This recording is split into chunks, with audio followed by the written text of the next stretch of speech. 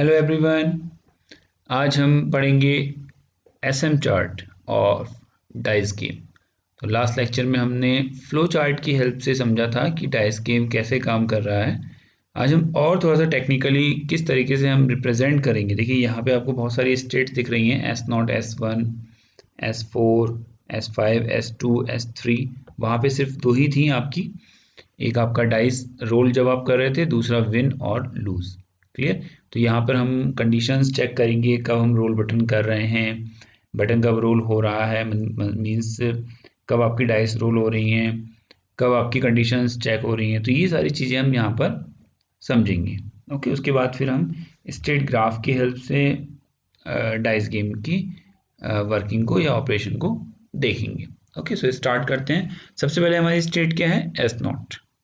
Clear. तो starting state है, अभी तक आपने कुछ नहीं कर रखा है। सबसे पहला काम आप क्या करेंगे, देखिए आप सोचिए, सबसे पहला काम आप क्या करेंगे, आप चेक करेंगे कि बटन आपने प्रेस किया है या नहीं किया है, ताकि वो रोल हो सकें। तो सिंपल आरबी की कंडीशन चेक करेंगे। अगर वो 0 है तो इसका मतलब आपने रोलिंग बटन प्रेस नहीं कर रखा है, यानी कि दोनों डाइस रोल होना स्टार्ट नहीं होंगी। क्लियर। तो वो उसी स्टेट में बना रहेगा। जब आप 1 कर देंगे तो वो रोल होना स्टार्ट हो जाएंगी, रोलिंग बटन ऑन हो जाएगा, स्टार्ट, यानी वो अब एक नई स्टेट में पहुंच गया। क्लियर। ओके, नाउ अगर रोलिंग बटन की वैल्यू 1 है, अगर एक बार आपने प्रेस किया तो वो मूव करते रहेंगे दोनों डाइस। और अगर आप उसको प्रेस ही करेंगे, करके रखेंगे, एक बार तो आपने प्रेस किया तो वो स्टार्ट है, अब अगर आप उसको प्रेस ही रखेंगे तो वो मूव ही करते रहेंगे। क्लियर।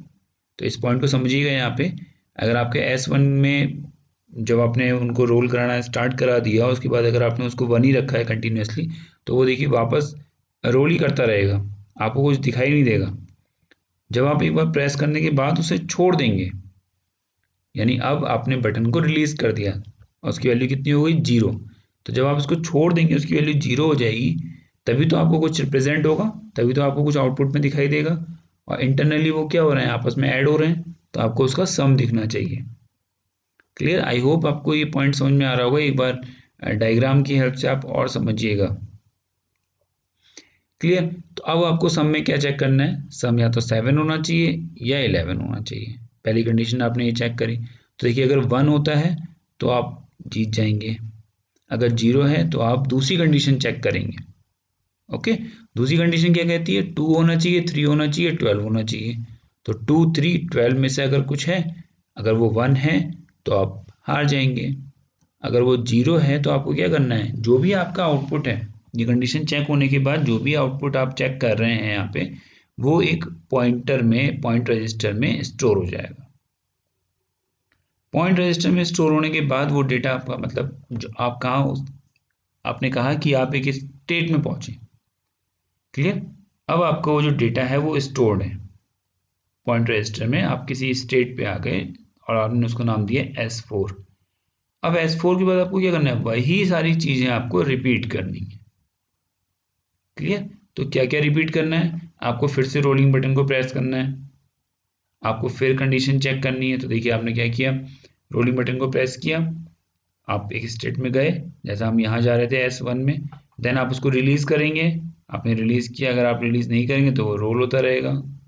आपने उसको रिलीज किया, अब आपको कुछ रिप्रेजेंट हुआ, मतलब कुछ शो हुआ वहां पे, तो अब आप क्या करेंगे, उसको पॉइंट रजिस्टर में जो भी आपने डेटा स्टोर कर रखा है उससे कंपेयर करेंगे।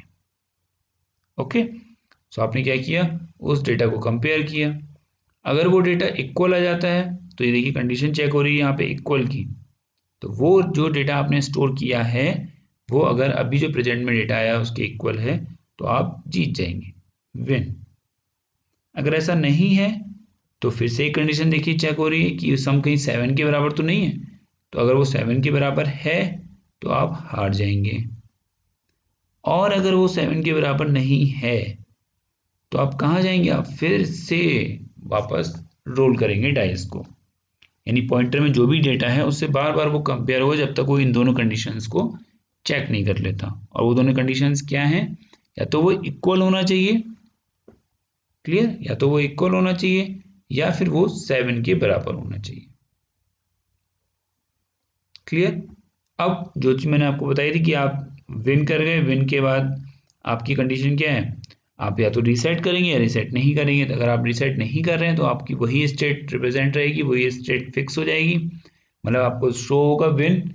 अगर आप उसको रीसेट कर रहे हैं तो आप फिर से कहाँ पहुंच जाएंगे, जीरो पे, यानी कि इनिशियल स्टेट पे। इसी तरीके से लूज के साथ भी यही होगा। अगर आप रीसेट को जीरो ही रखा है आपने तो आपको लूज ही रिप्रेजेंट होता रहेगा। अगर आप उसकी वैल्यू 1 कर देंगे तो आप पहुंच जाएंगे इनिशियल स्टेट में। ओके, सो आई होप ये एसएम चार्ट आपको समझ में आया होगा कि डाइस गेम के लिए हम एसएम चार्ट को कैसे ड्रॉ करेंगे। तो ये देखिए, ये है स्टेट ग्राफ। तो हम पहले ही पढ़ चुके हैं कि स्टेट ग्राफ और एसएम चार्ट में क्या डिफरेंस होता है, कौन सा इजी होता है। तो देखिए एसएम चार्ट की अगर बात करें, स्टेट ग्राफ आपके कॉम्प्लेक्स होते हैं with respect to SM chart. तो हम एसएम चार्ट की हेल्प से इजीली समझ सकते हैं कि कोई भी डिज़ाइन या कोई भी सर्किट कैसे वर्क कर रहा है। ओके, सो अगर हम स्टेट ग्राफ की बात करें डाइस गेम के, तो देखिए आपकी एस नॉट स्टेट है, इनिशियल स्टेट। अगर आपने रोल बटन प्रेस नहीं किया है, बार है ये आर बी बार, तो आप उसी स्टेट में रहेंगे एंड देन आउटपुट आपका ज़ीरो। ओके, अगर आपने रोल कर दिया है तो आप स्टेट 1 में जाएंगे, देन आप रोल बटन को रिलीज़ करेंगे। अगर आप रिलीज़ नहीं कर रहे हैं तो देखिए वहीं वो मूव करता रहेगा।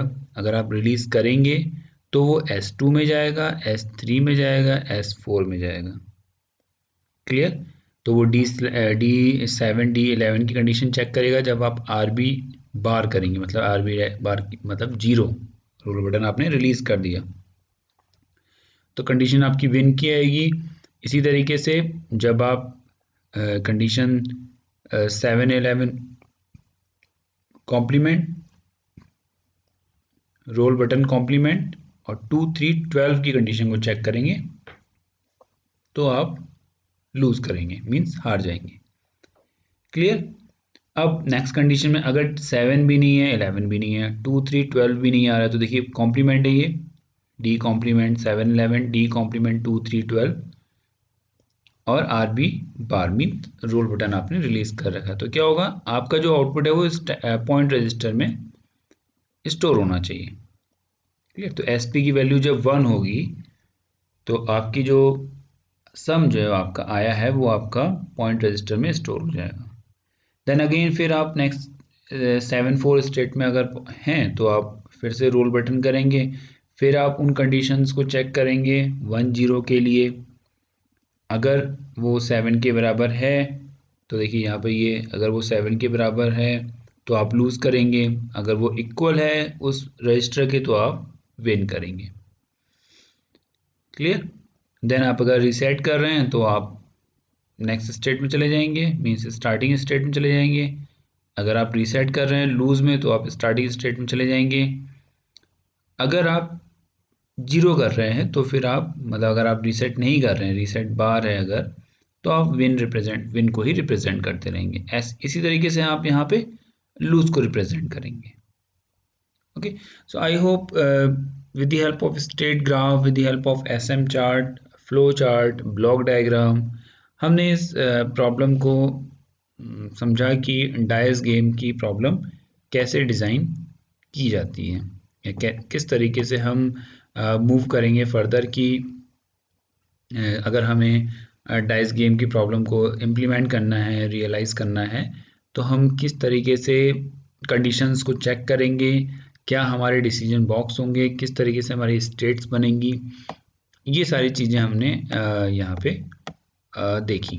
ओके, सो इसका जो VHDL कोड है वो आप देख सकते हैं चार्ल्स रॉथ जी की बुक में, उस VHDL डिज़ाइन बुक में आपको, तो चार्ल्स रॉथ में आपको ये कोड VHDL का, इसका डाइस गेम का मिल जाएगा, और इंटरनेट पे आपको इसका कोड मिल सकता है। आप वहाँ पे इसका VHDL डिज़ाइन कोड और टेस्ट बेंच कोड दोनों ही समझ सकते हैं और उनको इम्प्लीमेंट करके देख सकते हैं कि किस तरीके से वर्क कर रहे हैं। ओके, सो आज के लेक्चर के लिए इतना ही। Thank you.